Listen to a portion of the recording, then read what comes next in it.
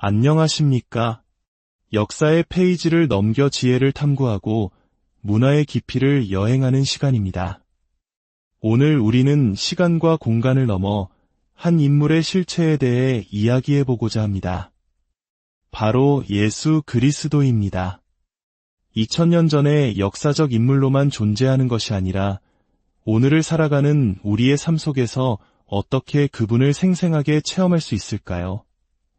많은 이들이 신앙의 여정에서 던지는 이 깊은 질문에 대한 해답은 놀랍게도 우리가 늘 가까이 두고 있는 성경, 즉 하나님의 말씀 속에 있습니다. 오늘 이 시간에는 성경 말씀을 통해 예수님이 어떻게 우리의 삶의 실제가 되시는지 그 놀라운 여정을 함께 떠나보려 합니다. 이 귀한 말씀을 나누기 전에 잠시 부탁의 말씀을 드립니다. 만약 오늘 이 이야기가 여러분의 마음에 작은 울림이나 은혜를 준다면 좋아요와 구독으로 저희에게 큰 힘을 실어주시길 바랍니다. 여러분의 작은 격려 하나하나가 이 선한 메시지를 더 많은 분들과 나눌 수 있는 귀한 동력이 됩니다.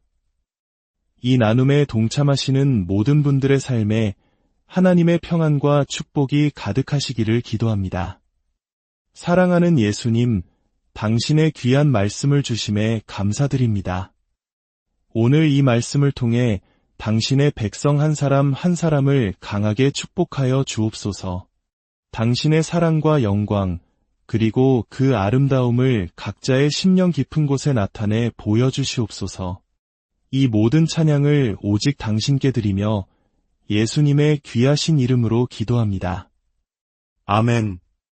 이야기의 시작은 요한복음 14장 21절의 말씀에서 비롯됩니다. 주님께서는 당신의 말씀을 통해 어떻게 당신 자신을 우리에게 나타내시는지 직접 약속하셨습니다. 나의 계명을 지키는 자라야 나를 사랑하는 자니 나를 사랑하는 자는 내 아버지께 사랑을 받을 것이요 나도 그를 사랑하여 그에게 나를 나타내리라. 여기서 계명이란 단순히 율법 조항을 의미하는 것이 아닙니다. 이는 하나님의 모든 말씀, 즉 성경 전체를 가리킵니다. 이 말씀을 단지 읽는 것을 넘어 잃어버리지 않도록 마음으로 지키고 보호하며 굳게 붙잡는 것. 주님은 바로 이것이 당신을 사랑하는 증거라고 말씀하십니다. 그리고 그 사랑에 대한 응답으로 아버지 하나님의 사랑을 약속하시고 더 나아가 주님 자신이 직접 나를 나타내리라고 약속하십니다. 여기서 나타내다라는 말은 단순히 알려주는 것을 넘어 인격적으로 당신의 임재를 드러내고 실제를 경험하게 하시겠다는 강력한 약속입니다. 그렇다면 말씀이 어떻게 예수님을 실제로 만드는 것일까요? 우리는 구약 성경의 위대한 인물들에게서 그 단서를 찾을 수 있습니다. 요한복음 8장 56절에서 예수님은 이렇게 말씀하십니다. 너희 조상 아브라함은 나의 때 볼 것을 즐거워하다가 보고 기뻐하였느니라. 예수님이 태어나시기 수천 년 전의 사람인 아브라함이 어떻게 예수님의 때를 보고 기뻐할 수 있었을까요? 많은 신학자들은 그 순간이 바로 아브라함이 아들 이삭을 바치려 했던 모리아 산에서였다고 믿습니다. 이삭이 아버지, 번제할 어린 양은 어디 있나이까? 라고 물었을 때 아브라함은 내 아들아, 번제할 어린 양은 하나님이 자기를 위하여 친히 준비하시리라고 답했습니다. 그리고 그 순간 수풀에 뿌리 걸린 순양을 발견하게 됩니다. 아브라함은 이삭 대신 바쳐진 그 순양을 통해 장차 인류의 죄를 대신해 희생될 진정한 어린 양, 메시아이신 예수 그리스도의 모습을 영적으로 보았던 것입니다. 하나님의 말씀을 통해 그는 미래의 구원자를 미리 보고 기뻐할 수 있었습니다. 모세의 경우도 마찬가지입니다. 히브리서 11장 26절은 모세에 대해 이렇게 증언합니다.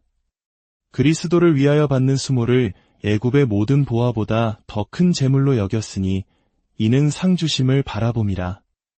애굽의 왕자로서 세상의 모든 부귀영화를 누릴 수 있었던 모세가 어떻게 보이지 않는 그리스도를 위한 고난을 더 가치 있게 여길 수 있었을까요?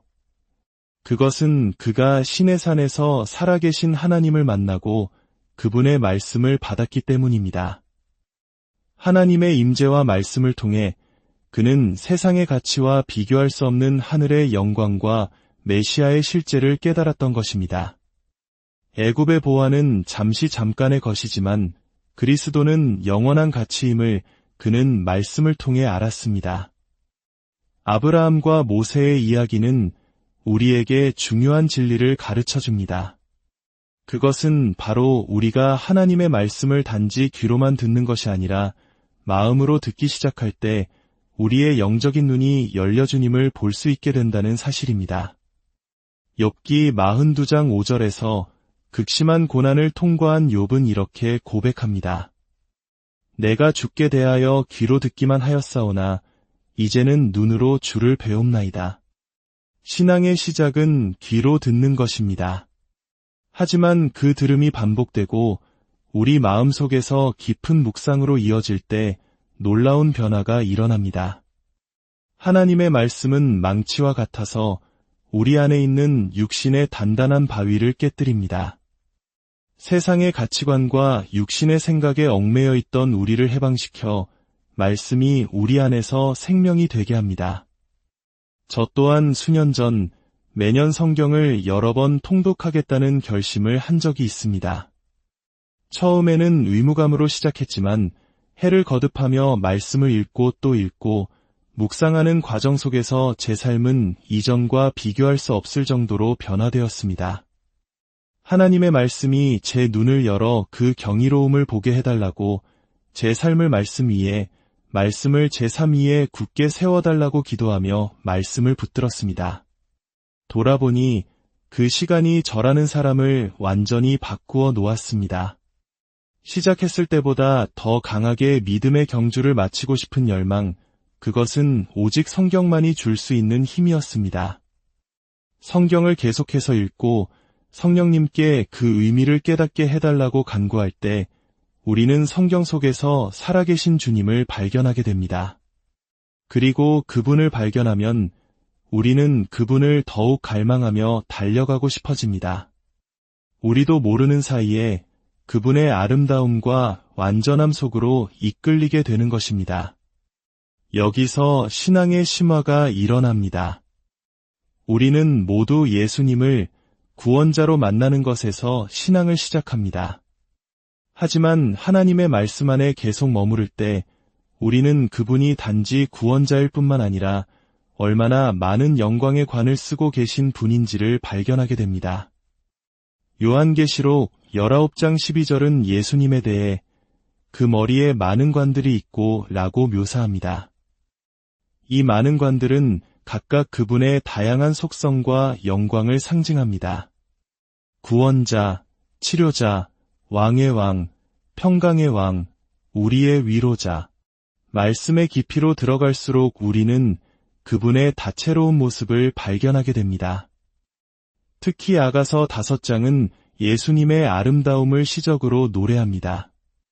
입은 심이 달콤하니 그 전체가 사랑스럽구나. 그분의 말씀이 꿀보다 더 달콤하고 그 존재 자체가 사랑이라는 고백입니다. 10절에서는 내 사랑하는 자는 희고도 불검한 사람에 뛰어나다고 말합니다. 이 세상 그 어떤 존재와도 비교할 수 없는 주님의 탁월함과 아름다움을 노래하는 것입니다. 이러한 말씀들을 깊이 묵상할 때 우리의 신앙 고백은 달라집니다. 과거에는 입술로만 불렀던 찬송가 가사들이 이제는 영혼 깊은 곳에서부터 터져나오는 진실한 고백이 됩니다. 주는 나의 전부, 오 나의 사랑하는 예수님. 이 고백들이 단순한 노래가 아니라 나의 실존을 건 고백이 되는 것입니다. 이렇게 주님을 깊이 알아갈 때 우리 안에는 자연스러운 변화가 찾아옵니다. 사도 바울은 빌립보서 3장에서 자신의 놀라운 변화를 이렇게 고백합니다. 또한 모든 것을 해로 여김은 내 주 그리스도 예수를 아는 지식이 가장 고상하기 때문이라. 내가 그를 위하여 모든 것을 잃어버리고 배설물로 여김은 그리스도를 얻고, 당대 최고의 학자였던 바울은 자신이 쌓아온 모든 학문과 지위, 명예를 예수 그리스도를 아는 지식에 비하면 배설물과 같다고 말합니다. 세상이 추구하는 모든 가치를 내려놓을 만큼 예수님을 아는 것이 그에게는 비교할 수 없는 기쁨이자 가치였던 것입니다. 왜냐하면 그는 말씀을 통해 예수님이 누구신지 진정으로 알았기 때문입니다. 그는 구약 성경의 역사, 율법, 예언 속에서 오직 예수 그리스도 한 분을 발견했고 그 발견이 그의 삶을 송두리째 바꾸어 놓았습니다. 이러한 암은 우리로 하여금 더 이상 자신을 위해 살지 않고 우리를 위해 죽으시고 다시 사신 그분을 위해 살고자 하는 열망을 갖게 합니다. 고린도후서 5장 14절과 15절은 말합니다. 그리스도의 사랑이 우리를 강권하시는도다. 그가 모든 사람을 대신하여 죽으심은 살아있는 자들로 하여금 다시는 그들 자신을 위하여 살지 않고 오직 그들을 대신하여 죽었다가 다시 살아나신 이를 위하여 살게 하려 함이라. 이것이 바로 참된 그리스도인의 삶의 모습입니다. 세상의 모든 것에 대한 욕망을 잃고 오직 한 분께만 집중하게 되는 것. 그분과의 교제가 깊어질수록 우리의 모든 것은 그분을 기쁘시게 하는 것에 맞춰집니다. 시편 73편 25절의 고백처럼 하늘에서는 주 외에 누가 내게 있으리요 땅에서는 주밖에 내가 사모할이 없나이다 라는 고백이 우리의 고백이 됩니다. 이제 우리는 기쁨으로 주님의 말씀을 지키게 됩니다. 사랑하기 때문입니다. 요한복음 14장 23절은 이렇게 약속합니다. 사람이 나를 사랑하면 내 말을 지키리니 내 아버지께서 그를 사랑하실 것이요 우리가 그에게 가서 거처를 그와 함께 하리라. 우리가 주님을 사랑하여 그분의 말씀을 지킬 때 성부와 성자, 즉 삼위일체 하나님께서 우리 안에 거처를 삼으시고 우리를 성전으로 삼으시겠다는 놀라운 약속입니다. 고린도전서 6장은 너희 몸은 너희가 하나님께로부터 받은 바 너희 가운데 계신 성령의 전인 주를 알지 못하느냐. 너희는 값으로 산 것이니 그런즉 너희 몸으로 하나님께 영광을 돌리라고 선포합니다. 이렇게 주님과 깊은 연합을 이루며 살아가는 성도에게는 단 하나의 궁극적인 소망이 남게 됩니다. 바로 그분의 얼굴을 직접 뵙는 것입니다. 요한복음 17장 24절에서 예수님은 간절히 기도하셨습니다. 아버지여, 내게 주신 자도 나 있는 곳에 나와 함께 있어 아버지께서 창세 전부터 나를 사랑하심으로 내게 주신 나의 영광을 그들로 보게 하시기를 원하옵나이다. 이것은 주님의 가장 큰 갈망이었고 이제 우리의 가장 큰 갈망이 됩니다. 그리고 그 약속이 성취될 영광스러운 그날에 대한 그림을 요한계시록은 우리에게 보여줍니다.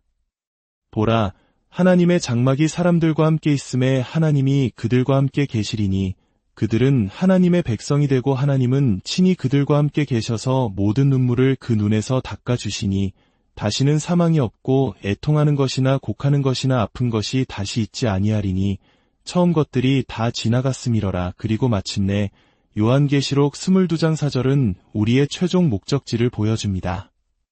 그들이 그의 얼굴을 볼 터이요 그의 이름도 그들의 이마에 있으리라. 사랑하는 여러분, 이 모든 영광스러운 여정의 출발점은 바로 하나님의 말씀, 성경입니다.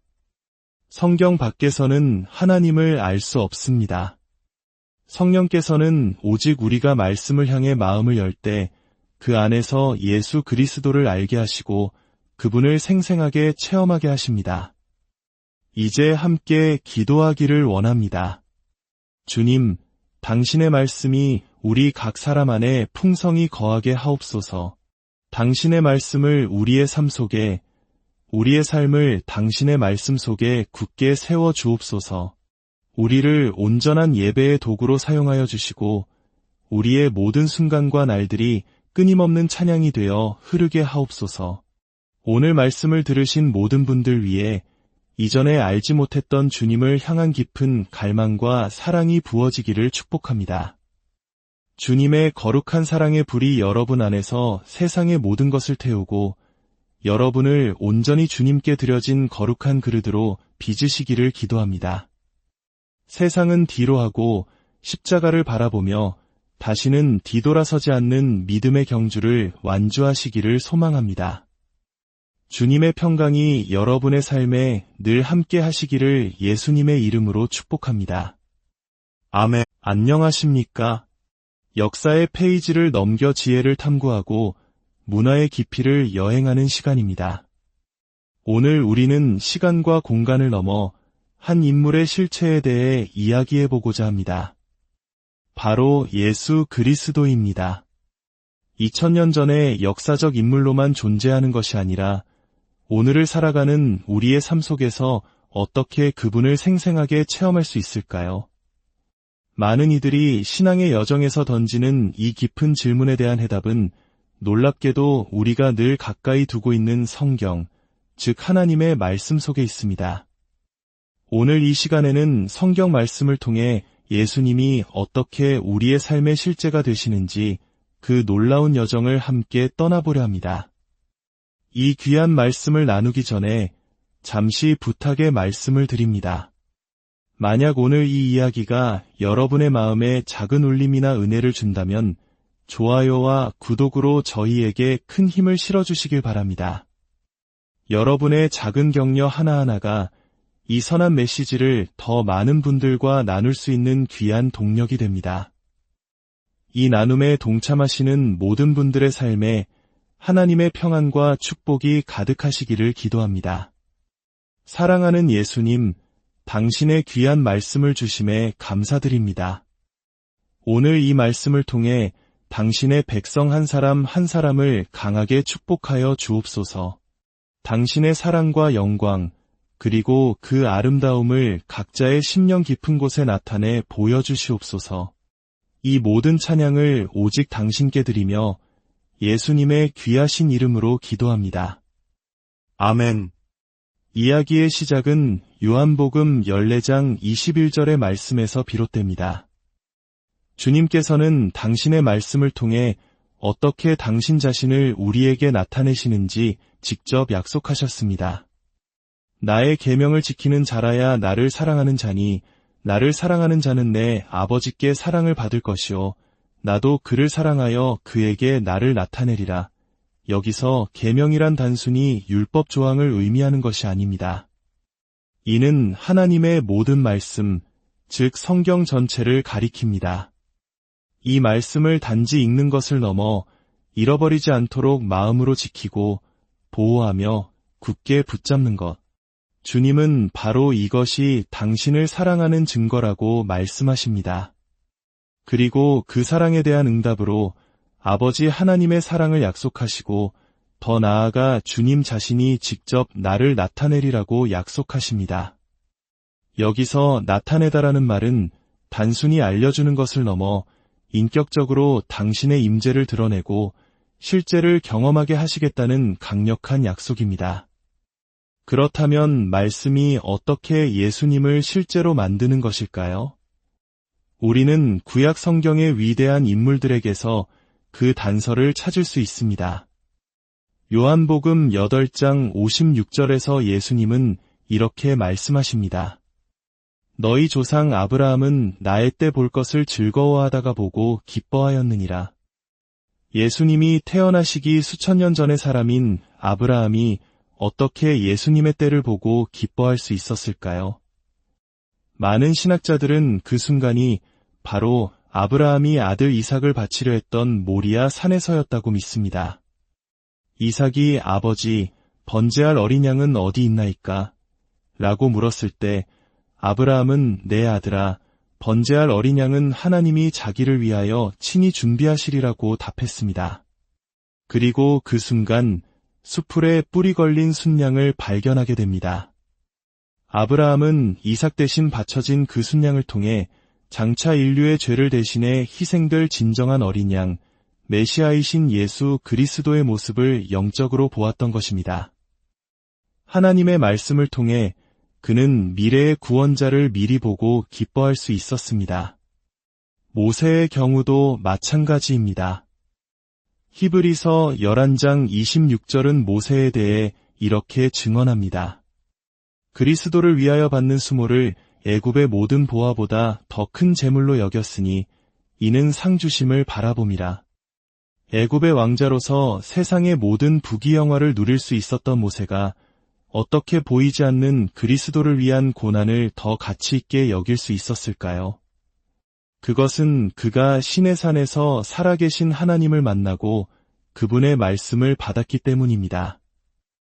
하나님의 임재와 말씀을 통해 그는 세상의 가치와 비교할 수 없는 하늘의 영광과 메시아의 실제를 깨달았던 것입니다. 애굽의 보화는 잠깐의 것이지만 그리스도는 영원한 가치임을 그는 말씀을 통해 알았습니다. 아브라함과 모세의 이야기는 우리에게 중요한 진리를 가르쳐줍니다. 그것은 바로 우리가 하나님의 말씀을 단지 귀로만 듣는 것이 아니라 마음으로 듣기 시작할 때 우리의 영적인 눈이 열려주님을 볼 수 있게 된다는 사실입니다. 욥기 42장 5절에서 극심한 고난을 통과한 욥은 이렇게 고백합니다. 내가 주께 대하여 귀로 듣기만 하였사오나 이제는 눈으로 주를 배움나이다. 신앙의 시작은 귀로 듣는 것입니다. 하지만 그 들음이 반복되고 우리 마음속에서 깊은 묵상으로 이어질 때 놀라운 변화가 일어납니다. 하나님의 말씀은 망치와 같아서 우리 안에 있는 육신의 단단한 바위를 깨뜨립니다. 세상의 가치관과 육신의 생각에 얽매여 있던 우리를 해방시켜 말씀이 우리 안에서 생명이 되게 합니다. 저 또한 수년 전 매년 성경을 여러 번 통독하겠다는 결심을 한 적이 있습니다. 처음에는 의무감으로 시작했지만 해를 거듭하며 말씀을 읽고 또 읽고 묵상하는 과정 속에서 제 삶은 이전과 비교할 수 없을 정도로 변화되었습니다. 하나님의 말씀이 제 눈을 열어 그 경이로움을 보게 해달라고 제 삶을 말씀 위에, 말씀을 제 삶 위에 굳게 세워달라고 기도하며 말씀을 붙들었습니다. 돌아보니 그 시간이 저라는 사람을 완전히 바꾸어 놓았습니다. 시작했을 때보다 더 강하게 믿음의 경주를 마치고 싶은 열망, 그것은 오직 성경만이 줄 수 있는 힘이었습니다. 성경을 계속해서 읽고 성령님께 그 의미를 깨닫게 해달라고 간구할 때 우리는 성경 속에서 살아계신 주님을 발견하게 됩니다. 그리고 그분을 발견하면 우리는 그분을 더욱 갈망하며 달려가고 싶어집니다. 우리도 모르는 사이에 그분의 아름다움과 완전함 속으로 이끌리게 되는 것입니다. 여기서 신앙의 심화가 일어납니다. 우리는 모두 예수님을 구원자로 만나는 것에서 신앙을 시작합니다. 하지만 하나님의 말씀 안에 계속 머무를 때 우리는 그분이 단지 구원자일 뿐만 아니라 얼마나 많은 영광의 관을 쓰고 계신 분인지를 발견하게 됩니다. 요한계시록 19장 12절은 예수님에 대해 그 머리에 많은 관들이 있고 라고 묘사합니다. 이 많은 관들은 각각 그분의 다양한 속성과 영광을 상징합니다. 구원자, 치료자, 왕의 왕, 평강의 왕, 우리의 위로자. 말씀의 깊이로 들어갈수록 우리는 그분의 다채로운 모습을 발견하게 됩니다. 특히 아가서 5장은 예수님의 아름다움을 시적으로 노래합니다. 입은 심이 달콤하니 그 전체가 사랑스럽구나. 그분의 말씀이 꿀보다 더 달콤하고 그 존재 자체가 사랑이라는 고백입니다. 10절에서는 내 사랑하는 자는 희고도 불검한 사람에 뛰어나다고 말합니다. 이 세상 그 어떤 존재와도 비교할 수 없는 주님의 탁월함과 아름다움을 노래하는 것입니다. 이러한 말씀들을 깊이 묵상할 때 우리의 신앙 고백은 달라집니다. 과거에는 입술로만 불렀던 찬송가 가사들이 이제는 영혼 깊은 곳에서부터 터져나오는 진실한 고백이 됩니다. 주는 나의 전부, 오 나의 사랑하는 예수님. 이 고백들이 단순한 노래가 아니라 나의 실존을 건 고백이 되는 것입니다. 이렇게 주님을 깊이 알아갈 때 우리 안에는 자연스러운 변화가 찾아옵니다. 사도 바울은 빌립보서 3장에서 자신의 놀라운 변화를 이렇게 고백합니다. 또한 모든 것을 해로 여김은 내 주 그리스도 예수를 아는 지식이 가장 고상하기 때문이라. 내가 그를 위하여 모든 것을 잃어버리고 배설물로 여김은 그리스도를 얻고, 당대 최고의 학자였던 바울은 자신이 쌓아온 모든 학문과 지위, 명예를 예수 그리스도를 아는 지식에 비하면 배설물과 같다고 말합니다. 세상이 추구하는 모든 가치를 내려놓을 만큼 예수님을 아는 것이 그에게는 비교할 수 없는 기쁨이자 가치였던 것입니다. 왜냐하면 그는 말씀을 통해 예수님이 누구신지 진정으로 알았기 때문입니다. 그는 구약 성경의 역사, 율법, 예언 속에서 오직 예수 그리스도 한 분을 발견했고, 그 발견이 그의 삶을 송두리째 바꾸어 놓았습니다. 이러한 암은 우리로 하여금 더 이상 자신을 위해 살지 않고 우리를 위해 죽으시고 다시 사신 그분을 위해 살고자 하는 열망을 갖게 합니다. 고린도후서 5장 14절과 15절은 말합니다. 그리스도의 사랑이 우리를 강권하시는도다. 그가 모든 사람을 대신하여 죽으심은 살아있는 자들로 하여금 다시는 그들 자신을 위하여 살지 않고 오직 그들을 대신하여 죽었다가 다시 살아나신 이를 위하여 살게 하려 함이라. 이것이 바로 참된 그리스도인의 삶의 모습입니다. 세상의 모든 것에 대한 욕망을 잃고 오직 한 분께만 집중하게 되는 것, 그분과의 교제가 깊어질수록 우리의 모든 것은 그분을 기쁘시게 하는 것에 맞춰집니다. 시편 73편 25절의 고백처럼 하늘에서는 주 외에 누가 내게 있으리요, 땅에서는 주밖에 내가 사모할이 없나이다 라는 고백이 우리의 고백이 됩니다. 이제 우리는 기쁨으로 주님의 말씀을 지키게 됩니다. 사랑하기 때문입니다. 요한복음 14장 23절은 이렇게 약속합니다. 사람이 나를 사랑하면 내 말을 지키리니 내 아버지께서 그를 사랑하실 것이요 우리가 그에게 가서 거처를 그와 함께 하리라. 우리가 주님을 사랑하여 그분의 말씀을 지킬 때 성부와 성자, 즉 삼위일체 하나님께서 우리 안에 거처를 삼으시고 우리를 성전으로 삼으시겠다는 놀라운 약속입니다. 고린도전서 6장은 너희 몸은 너희가 하나님께로부터 받은 바 너희 가운데 계신 성령의 전인 주를 알지 못하느냐. 너희는 값으로 산 것이니 그런즉 너희 몸으로 하나님께 영광을 돌리라고 선포합니다. 이렇게 주님과 깊은 연합을 이루며 살아가는 성도에게는 단 하나의 궁극적인 소망이 남게 됩니다. 바로 그분의 얼굴을 직접 뵙는 것입니다. 요한복음 17장 24절에서 예수님은 간절히 기도하셨습니다. 아버지여, 내게 주신 자도 나 있는 곳에 나와 함께 있어 아버지께서 창세 전부터 나를 사랑하심으로 내게 주신 나의 영광을 그들로 보게 하시기를 원하옵나이다. 이것은 주님의 가장 큰 갈망이었고 이제 우리의 가장 큰 갈망이 됩니다. 그리고 그 약속이 성취될 영광스러운 그날에 대한 그림을 요한계시록은 우리에게 보여줍니다.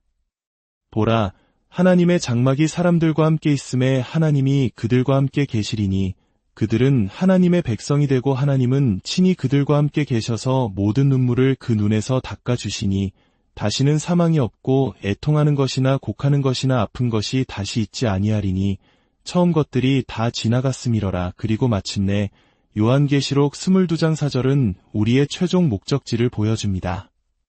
그들이 그의 얼굴을 볼 터이요 그의 이름도 그들의 이마에 있으리라. 사랑하는 여러분, 이 모든 영광스러운 여정의 출발점은 바로 하나님의 말씀, 성경입니다. 성경 밖에서는 하나님을 알 수 없습니다. 성령께서는 오직 우리가 말씀을 향해 마음을 열 때 그 안에서 예수 그리스도를 알게 하시고 그분을 생생하게 체험하게 하십니다. 이제 함께 기도하기를 원합니다. 주님, 당신의 말씀이 우리 각 사람 안에 풍성히 거하게 하옵소서. 당신의 말씀을 우리의 삶 속에 우리의 삶을 당신의 말씀 속에 굳게 세워 주옵소서. 우리를 온전한 예배의 도구로 사용하여 주시고 우리의 모든 순간과 날들이 끊임없는 찬양이 되어 흐르게 하옵소서. 오늘 말씀을 들으신 모든 분들 위해 이전에 알지 못했던 주님을 향한 깊은 갈망과 사랑이 부어지기를 축복합니다. 주님의 거룩한 사랑의 불이 여러분 안에서 세상의 모든 것을 태우고 여러분을 온전히 주님께 드려진 거룩한 그릇으로 빚으시기를 기도합니다. 세상은 뒤로 하고 십자가를 바라보며 다시는 뒤돌아서지 않는 믿음의 경주를 완주하시기를 소망합니다. 주님의 평강이 여러분의 삶에 늘 함께 하시기를 예수님의 이름으로 축복합니다. 아멘. 안녕하십니까? 역사의 페이지를 넘겨 지혜를 탐구하고 문화의 깊이를 여행하는 시간입니다. 오늘 우리는 시간과 공간을 넘어 한 인물의 실체에 대해 이야기해보고자 합니다. 바로 예수 그리스도입니다. 2000년 전의 역사적 인물로만 존재하는 것이 아니라 오늘을 살아가는 우리의 삶 속에서 어떻게 그분을 생생하게 체험할 수 있을까요? 많은 이들이 신앙의 여정에서 던지는 이 깊은 질문에 대한 해답은 놀랍게도 우리가 늘 가까이 두고 있는 성경, 즉 하나님의 말씀 속에 있습니다. 오늘 이 시간에는 성경 말씀을 통해 예수님이 어떻게 우리의 삶의 실제가 되시는지 그 놀라운 여정을 함께 떠나보려 합니다. 이 귀한 말씀을 나누기 전에 잠시 부탁의 말씀을 드립니다. 만약 오늘 이 이야기가 여러분의 마음에 작은 울림이나 은혜를 준다면 좋아요와 구독으로 저희에게 큰 힘을 실어주시길 바랍니다. 여러분의 작은 격려 하나하나가 이 선한 메시지를 더 많은 분들과 나눌 수 있는 귀한 동력이 됩니다. 이 나눔에 동참하시는 모든 분들의 삶에 하나님의 평안과 축복이 가득하시기를 기도합니다. 사랑하는 예수님, 당신의 귀한 말씀을 주심에 감사드립니다. 오늘 이 말씀을 통해 당신의 백성 한 사람 한 사람을 강하게 축복하여 주옵소서. 당신의 사랑과 영광, 그리고 그 아름다움을 각자의 심령 깊은 곳에 나타내 보여주시옵소서. 이 모든 찬양을 오직 당신께 드리며 예수님의 귀하신 이름으로 기도합니다. 아멘. 이야기의 시작은 요한복음 14장 21절의 말씀에서 비롯됩니다.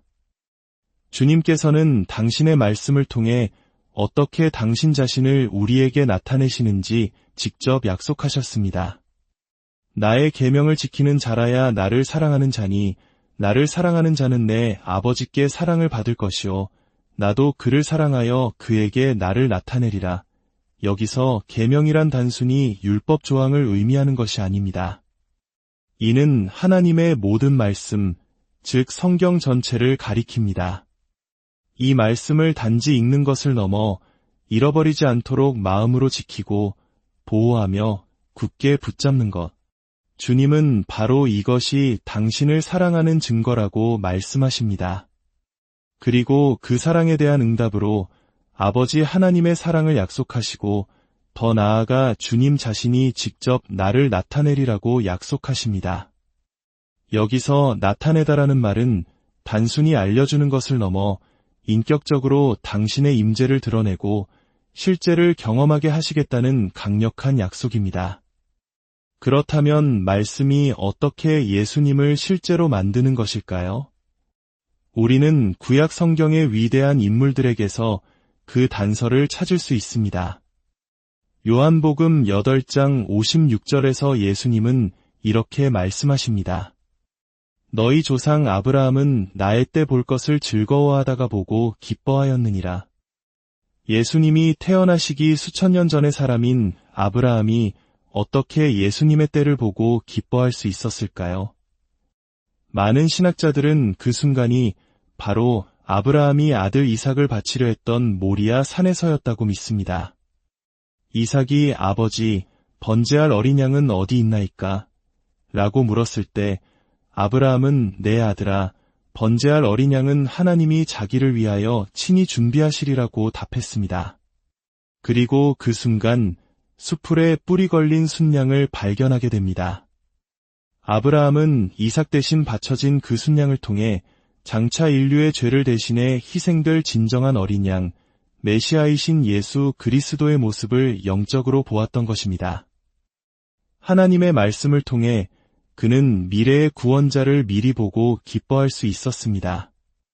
모세의 경우도 마찬가지입니다. 히브리서 11장 26절은 모세에 대해 이렇게 증언합니다. 그리스도를 위하여 받는 수모를 애굽의 모든 보화보다 더 큰 재물로 여겼으니 이는 상 주심을 바라봄이라. 애굽의 왕자로서 세상의 모든 부귀영화를 누릴 수 있었던 모세가 어떻게 보이지 않는 그리스도를 위한 고난을 더 가치 있게 여길 수 있었을까요? 그것은 그가 시내 산에서 살아계신 하나님을 만나고 그분의 말씀을 받았기 때문입니다. 하나님의 임재와 말씀을 통해 그는 세상의 가치와 비교할 수 없는 하늘의 영광과 메시아의 실제를 깨달았던 것입니다. 애굽의 보화는 잠깐의 것이지만 그리스도는 영원한 가치임을 그는 말씀을 통해 알았습니다. 아브라함과 모세의 이야기는 우리에게 중요한 진리를 가르쳐줍니다.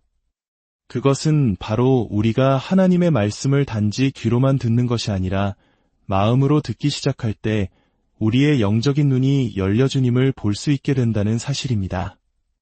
욥기 42장 5절에서 극심한 고난을 통과한 욥은 이렇게 고백합니다.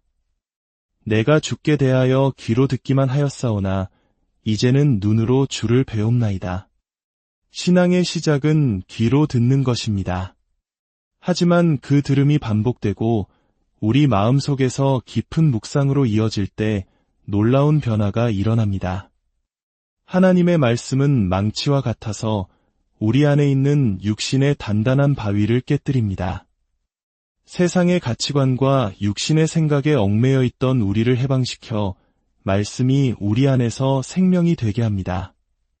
저 또한 수년 전 매년 성경을 여러 번 통독하겠다는 결심을 한 적이 있습니다. 처음에는 의무감으로 시작했지만 해를 거듭하며 말씀을 읽고 또 읽고 묵상하는 과정 속에서 제 삶은 이전과 비교할 수 없을 정도로 변화되었습니다.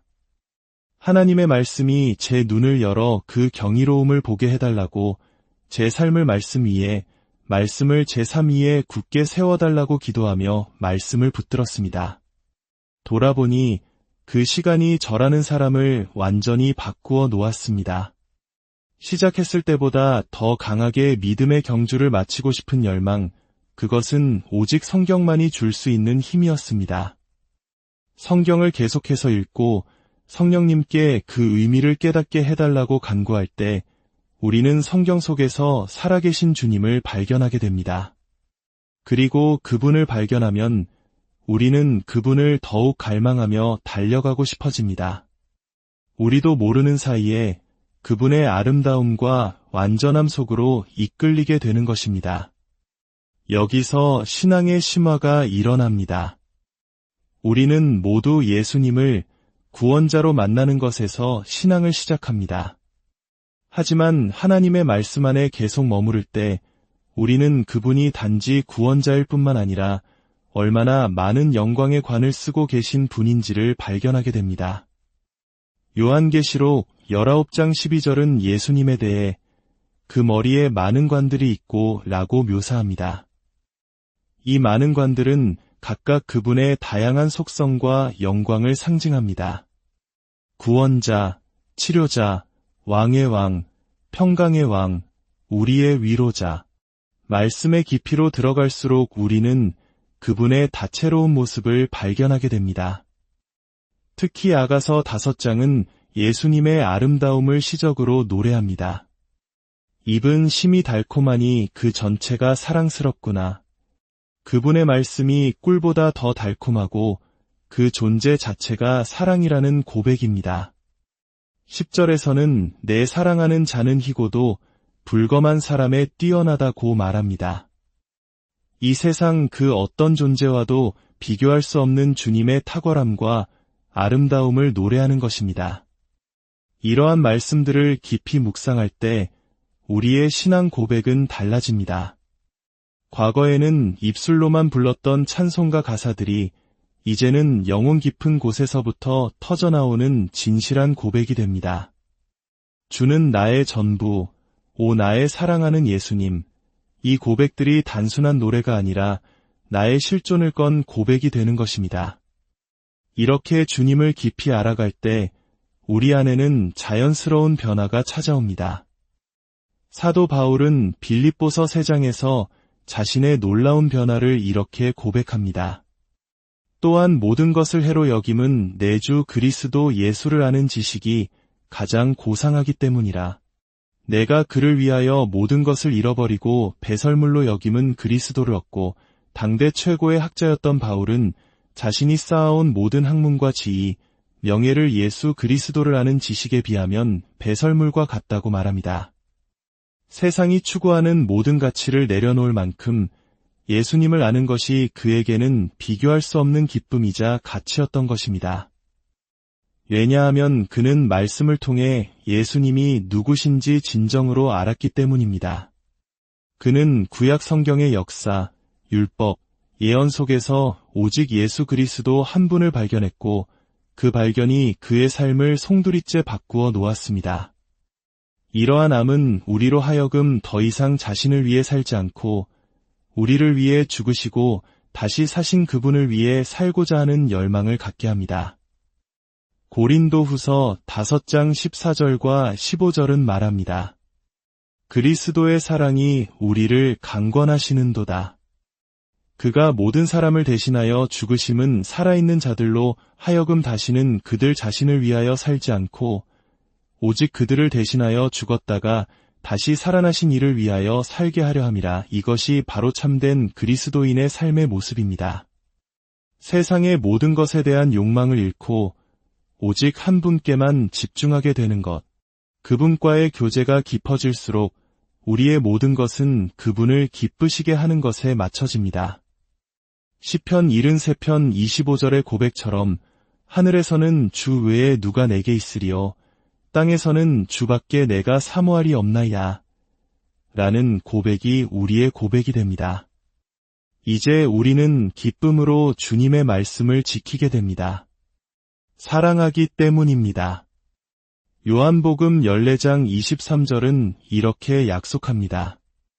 사람이 나를 사랑하면 내 말을 지키리니 내 아버지께서 그를 사랑하실 것이요 우리가 그에게 가서 거처를 그와 함께 하리라.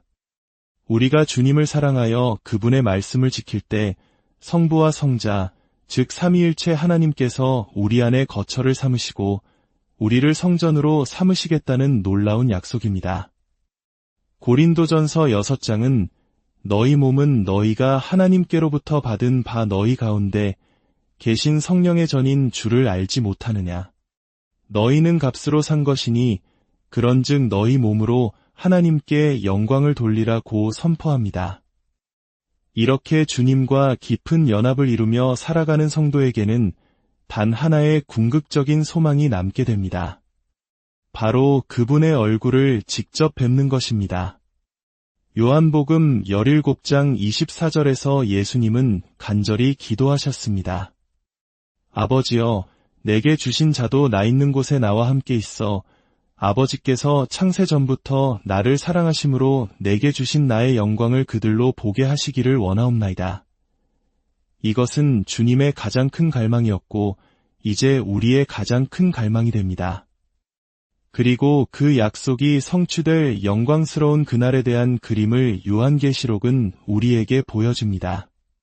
보라, 하나님의 장막이 사람들과 함께 있음에 하나님이 그들과 함께 계시리니 그들은 하나님의 백성이 되고 하나님은 친히 그들과 함께 계셔서 모든 눈물을 그 눈에서 닦아주시니 다시는 사망이 없고 애통하는 것이나 곡하는 것이나 아픈 것이 다시 있지 아니하리니 처음 것들이 다 지나갔음이러라. 그리고 마침내 요한계시록 22장 4절은 우리의 최종 목적지를 보여줍니다.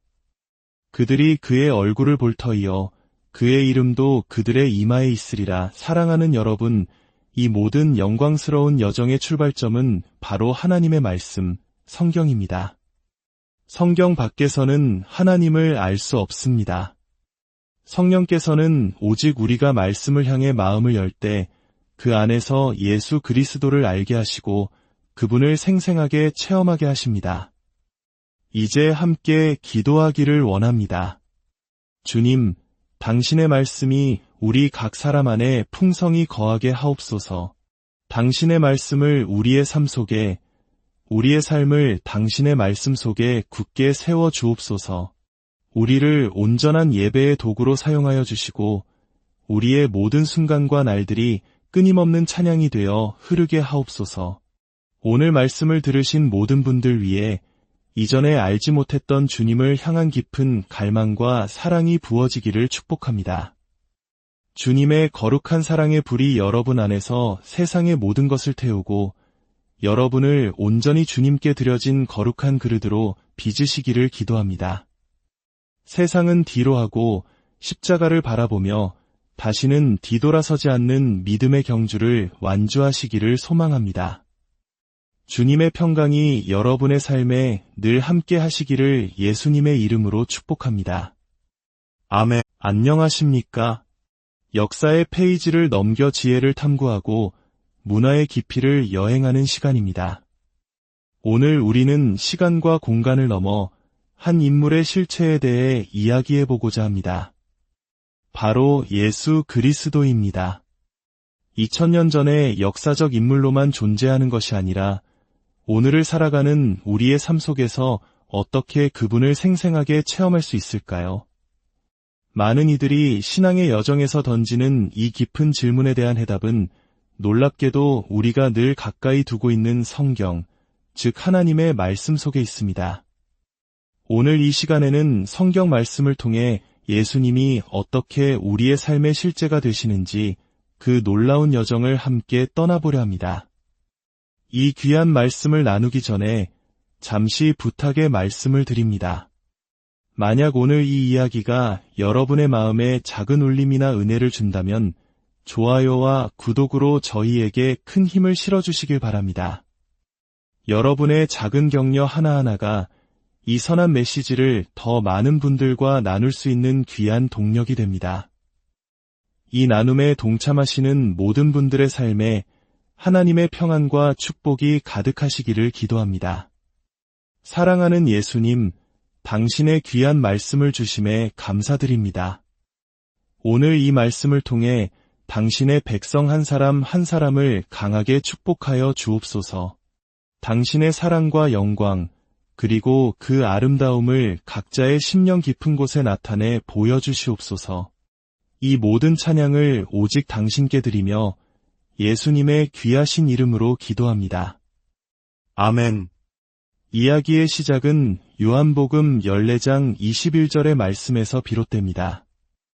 주님께서는 당신의 말씀을 통해 어떻게 당신 자신을 우리에게 나타내시는지 직접 약속하셨습니다.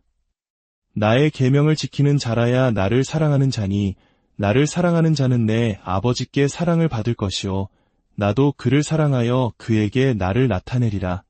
여기서 계명이란 단순히 율법 조항을 의미하는 것이 아닙니다. 이는 하나님의 모든 말씀, 즉 성경 전체를 가리킵니다.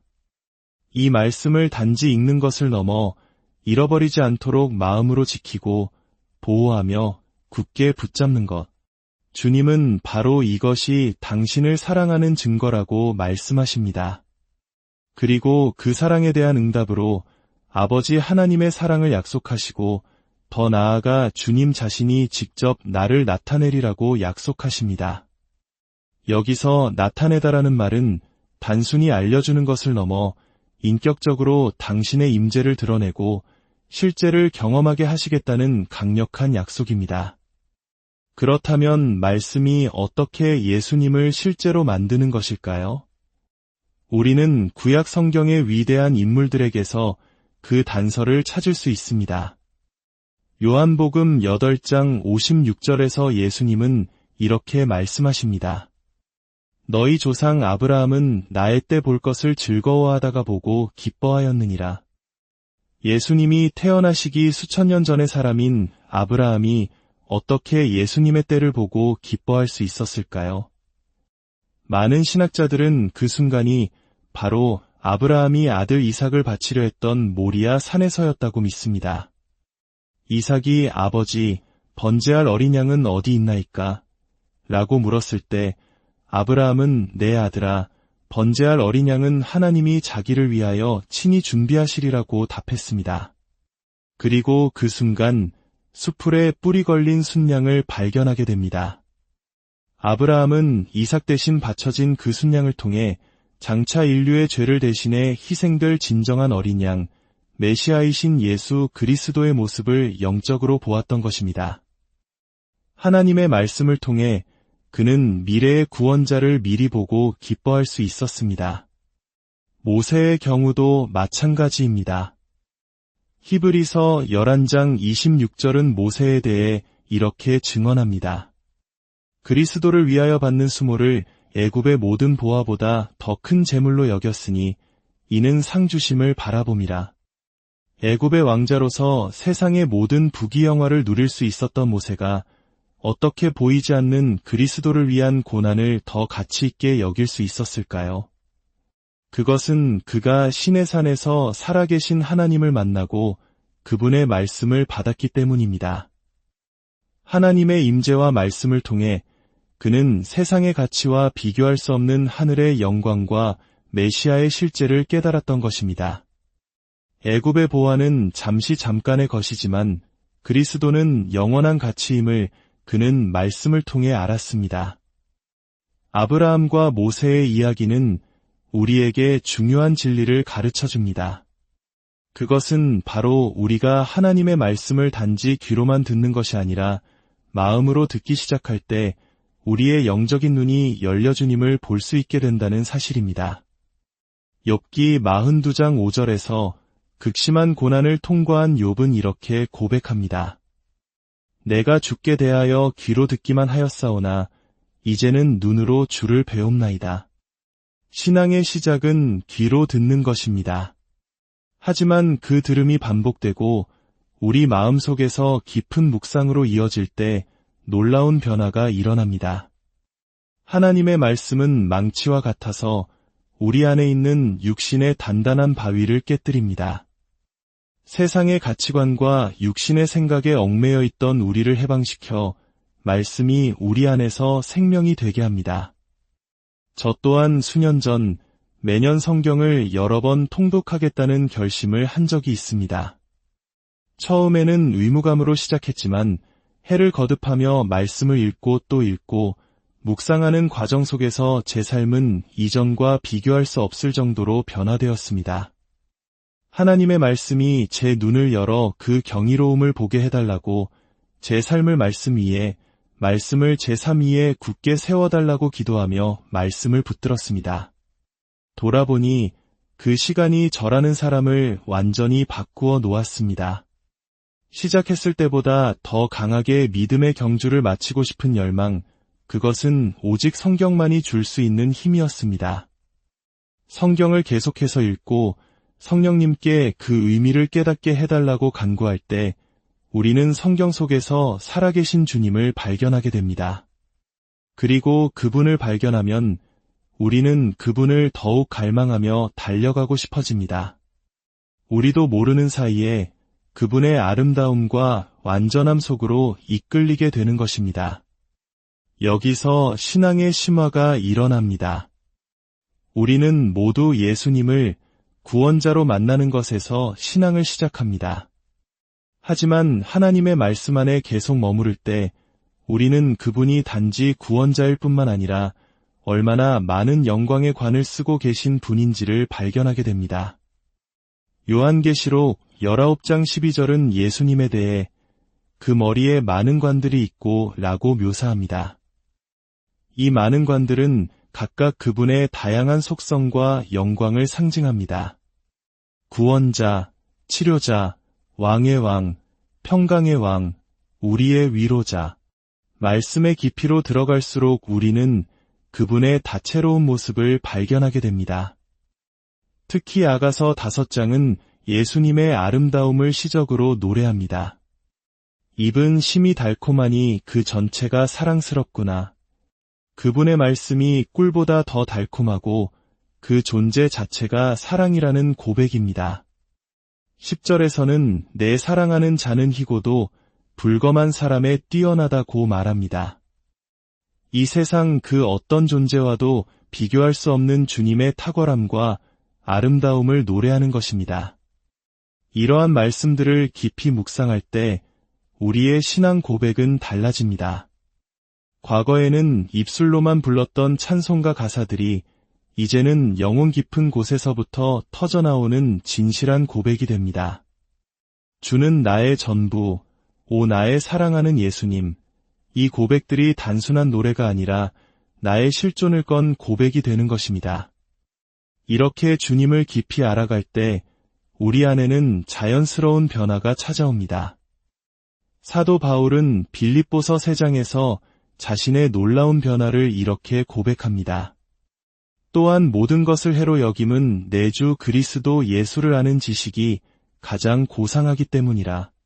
내가 그를 위하여 모든 것을 잃어버리고 배설물로 여김은 그리스도를 얻고 당대 최고의 학자였던 바울은 자신이 쌓아온 모든 학문과 지위, 명예를 예수 그리스도를 아는 지식에 비하면 배설물과 같다고 말합니다.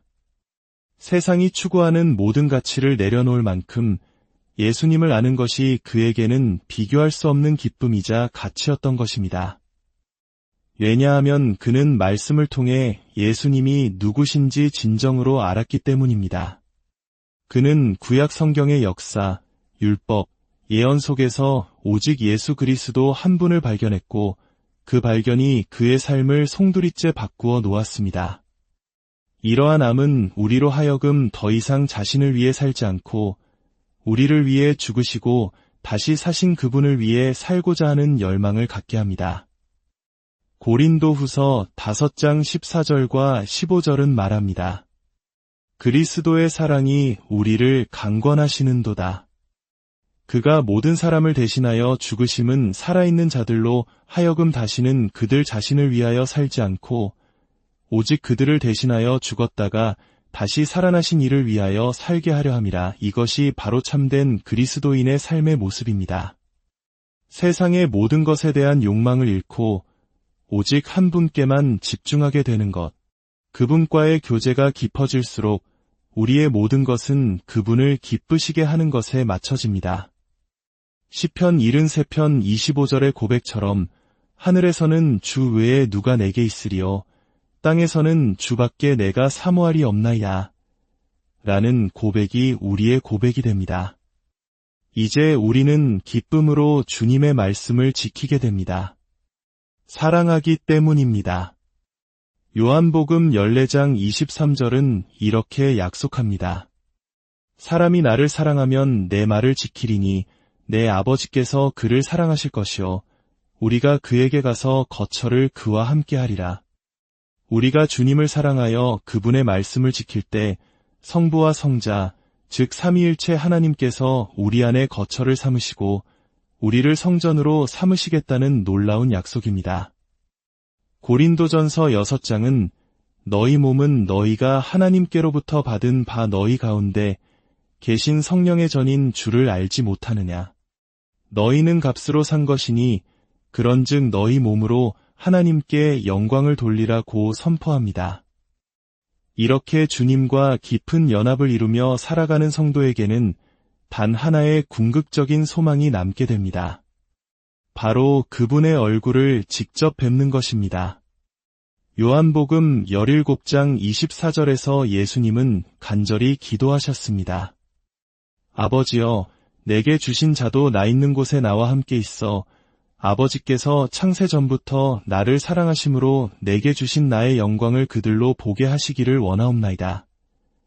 이것은 주님의 가장 큰 갈망이었고 이제 우리의 가장 큰 갈망이 됩니다.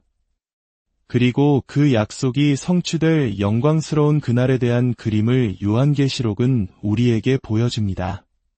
보라, 하나님의 장막이 사람들과 함께 있음에 하나님이 그들과 함께 계시리니 그들은 하나님의 백성이 되고 하나님은 친히 그들과 함께 계셔서 모든 눈물을 그 눈에서 닦아주시니 다시는 사망이 없고 애통하는 것이나 곡하는 것이나 아픈 것이 다시 있지 아니하리니 처음 것들이 다 지나갔음이러라. 그리고 마침내 요한계시록 22장 4절은 우리의 최종 목적지를 보여줍니다. 그들이 그의 얼굴을 볼 터이요 그의 이름도 그들의 이마에 있으리라. 사랑하는 여러분, 이 모든 영광스러운 여정의 출발점은 바로 하나님의 말씀, 성경입니다.